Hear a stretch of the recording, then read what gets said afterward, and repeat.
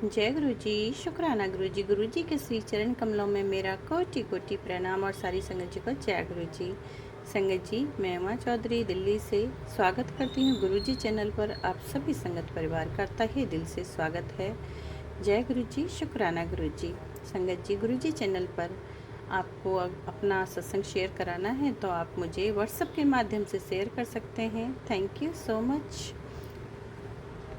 ओम नमः शिवाय शिवजी सदा सहाय। ओम नमः शिवाय गुरुजी सदा सहाय। ओम नमः शिवाय शिवजी सदा सहाय। ओम नमः शिवाय गुरुजी सदा सहाय। जय गुरुजी। शुक्राना गुरुजी। श्री गणेशाय नमः। श्री गणेशाय नमः। श्री गणेशाय नमः।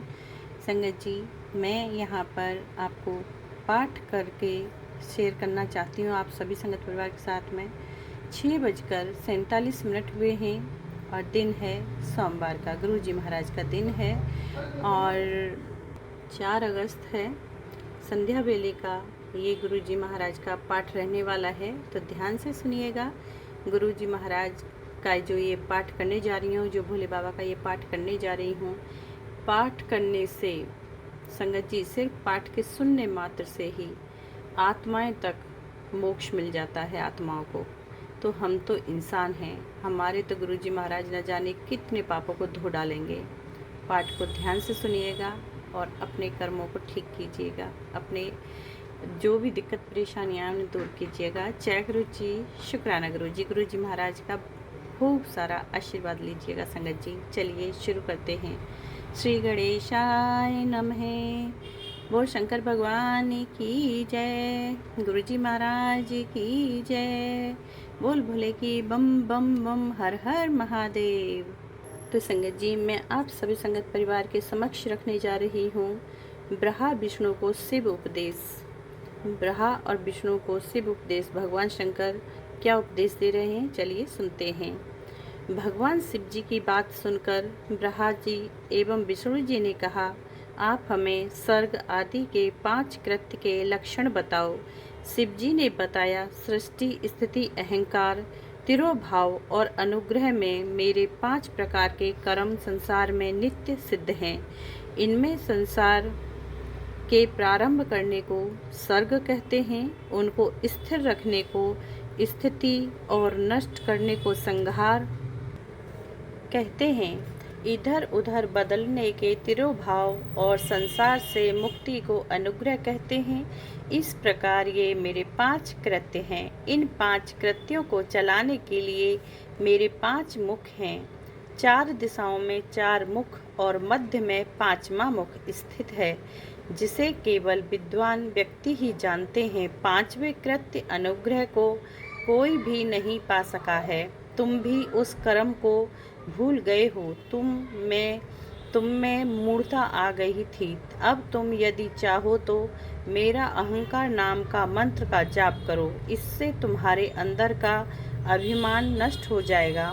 तब भगवान शिव जी ने ब्रह्मा जी व विष्णु जी को उत्तर की ओर मुँह करके ओंकार का उपदेश दिया। तब ब्रह्मा जी वह विष्णु जी ने नमस्कार करके उनकी स्तुति इस प्रकार की, हे सर्वेश्वर, आपको नमस्कार है। हे संसार का निर्माण करने वाले पंचमुख वाले, आपको हमारा प्रणाम है। गुरुदेव, भगवान शिव ने प्रसन्न होकर कहा, तुम्हें मैंने सभी तत्वों का वर्णन करके मंत्र भी बतला दिया है। इसका जाप करके तुम मुझे प्रत्यक्ष जान सकोगे। यह मंत्र भाग्य विधायक और ज्ञान देने वाला है। इससे मेरे पद की प्राप्ति होती है। इस प्रकार उपदेश देकर शिव जी वहाँ से अंतर ध्यान हो गए। अब संगत जी सुनते हैं शिवलिंग स्थापना विधि। श्री सूत जी ने ऋषियों को बताया, गंगा आदि पवित्र नदियों के तट पर या अन्य किसी भी जगह शिवलिंग की स्थापना की जा सकती है। यह समझ लेना चाहिए कि शिवलिंग का पूजन प्रतिदिन होते रहना चाहिए। पृथ्वी संबंधी द्रव्य जल से निर्मित अर्थात धातु आदि से बने शिवलिंग की स्थापना इच्छा अनुसार करें। चल मूर्ति छोटी और अचल मूर्ति बड़ी बनानी चाहिए। मिट्टी, पत्थर और लोहा आदि के सांचे से इन्हीं धातुओं का 12 अंगुल का लिंग का निर्माण करना चाहिए। लिंग या मूर्ति दोनों ही की पूजा शिव पद के देने वाली है। कोई भक्त शिव जी की गोद में उमा को बैठाकर उनकी पूजा करते हैं। गुरु से पूछकर स्नान करके भस्म लगाकर नैवेद्य से पूजन करना चाहिए। पंचाक्षर मंत्र। ओम नमः शिवाय, ओम नमः शिवाय, ओम नमः शिवाय, ओम नमः शिवाय, ओम नमः शिवाय के जप में प्रणव लगाना चाहिए। फल प्राप्ति हेतु गुरु से दीक्षा अवश्य लें। गुरु ज्ञानवान तथा जाति से ब्राह्मण होना आवश्यक है। जो व्यक्ति 5 करोड़ पंचाक्षर मंत्र जप ले वह सदा शिव रूप हो जाता है।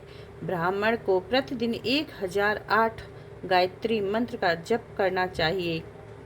ओंकार मंत्र को 1000 बार जप करने से मनोरथ सिद्ध होता है। शिव क्षेत्र में 100 गुना फल प्राप्त होता है। जहाँ पर शिवलिंग को स्थापित किया जाता है वहाँ से 100 हाथ तक चारों ओर की भूमि पवित्र रहती है। वह पुण्य क्षेत्र कहलाता है। इतना सुनकर ऋषियों ने सूत जी से पूछा, अब आप हमें ऐसे पुण्य क्षेत्रों का वर्णन संक्षेप में बताने की कृपा करें जिनका आश्रय पाकर स्त्री पुरुष परम शिव पद को प्राप्त कर लेते हैं। इनका आगमन कैसे हुआ यह भी बताने की कृपा करें। शिव क्षेत्र वर्णन। गंगा इत्यादि नदियों के तटों पर अनेक तीर्थ हैं। सरस्वती नदी भी पवित्र नदी है। इसके तट पर रहने वाले व्यक्ति ब्रह्मा पद को प्राप्त करते हैं। हिमालय पर्वत से निकलने वाली पवित्र गंगा जी 100 मुख वाली है तथा पतित पावनी है। इसके तट पर वास करना पुण्यदायक है। इसके तट पर काशी आदि अनेक पुण्य क्षेत्र हैं। वहाँ पर निवास करना मोक्ष प्राप्त करना है।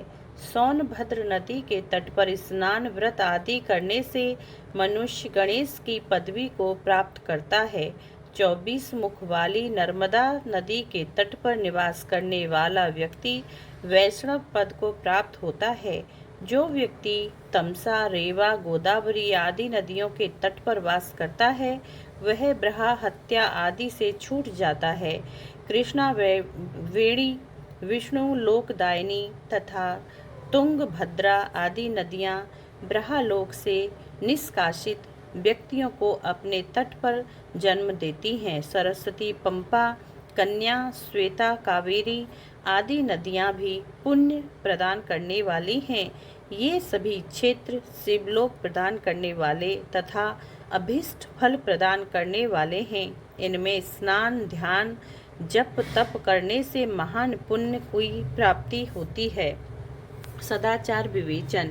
सूत जी ऋषिगण बोले, अब हमें स्वर्ग और नरक को भेजने वाले धर्म अधर्म का विवेचन करके बताइए। साथ ही हमें उस सदाचार का वर्णन भी बताइए जिससे धर्म अधर्म को जीता जा सके। सूत जी बोले, हे ऋषियों, चारों वर्णों के मनुष्यों को चाहिए कि वे सूर्योदय से पहले उठकर अपने इष्ट देव का ध्यान करें। पूर्व दिशा की ओर मुख करके बैठने से उत्तम फल प्राप्त होता है। उषा काल में शौच आदि से निवृत्त होकर दातुन करके स्नान करे। नदी में कमर तक या कंठ तक खड़े होकर स्नान करना चाहिए।